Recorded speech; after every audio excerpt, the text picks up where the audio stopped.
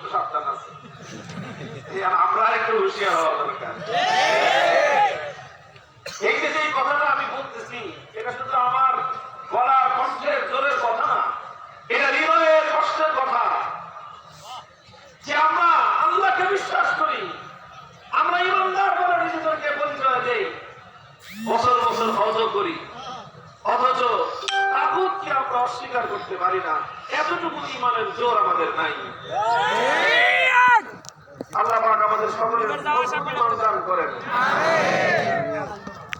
প্রশ্ন করতে পারেন যে তাগুত জিনিসটা কি?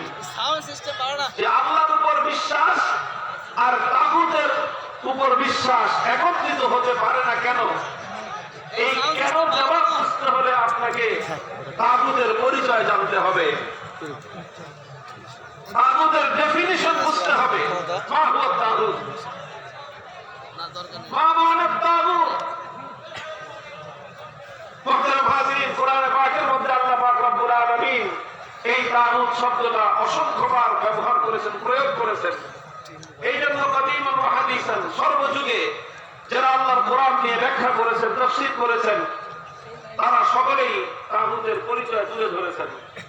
আমি সকল মুফাসসিরিনদের সকল আলোচনার জিস্ট এবং সারসংক্ষেপটা যদি সহজ ভাষায়, আমাদের ভাষায় যদি আমি বলতে চাই, তাহলে এভাবে বলা যায়। প্রথমে আগে একটা কথা বুঝেন, তারপরে তাগুতটা বুঝতে পারবেন। গায়রুল্লাহ বুঝেন আপনারা? গায়রুল্লাহ, গায়রুল্লাহ বুঝেন? বুঝেন? হাত তুলেন তো। ওই যে কোনার দিক থেকে হাত আওয়াজ পরে উঠে, তার মানে ওখানে আওয়াজ পৌঁছতেছে না ঠিক মতো। আপনার মাইকের লোকেরা একটু খবর দেন, ভাই ওই কোনায় কেন আওয়াজ পৌঁছতেছে না। আপনার ধৈর্য ধরেন, একটু ধৈর্য ধরেন, কোন আওয়াজ করবেন না, সাউন্ড করবেন না, আমরা চেষ্টা করতেছি। গায়রুল্লাহ কাকে বলে? গায়রুল্লাহ চিনেন? এই মহাবিশ্বের মধ্যে আল্লাহ ছাড়া বাকি যা আছে সব কি? চিন্তা করে বলেন, আল্লাহ ছাড়া যা আছে সব গায়রুল্লাহ। একদিকে আল্লাহ আর একদিকে গায়রুল্লাহ। কথা কি? আল্লাহ ছাড়া যা আছে সবই গায়রুল্লাহ। মানুষ গায়রুল্লাহ, ফেরেশতা গায়রুল্লাহ, আম্বিয়া নবী গায়রুল্লাহ, ওলি গায়রুল্লাহ, জিন গায়রুল্লাহ, আসমান জমিন গায়রুল্লাহ, সব কিছু গায়রুল্লাহ। আল্লাহ ছাড়া যা আছে সব গায়রুল্লাহ।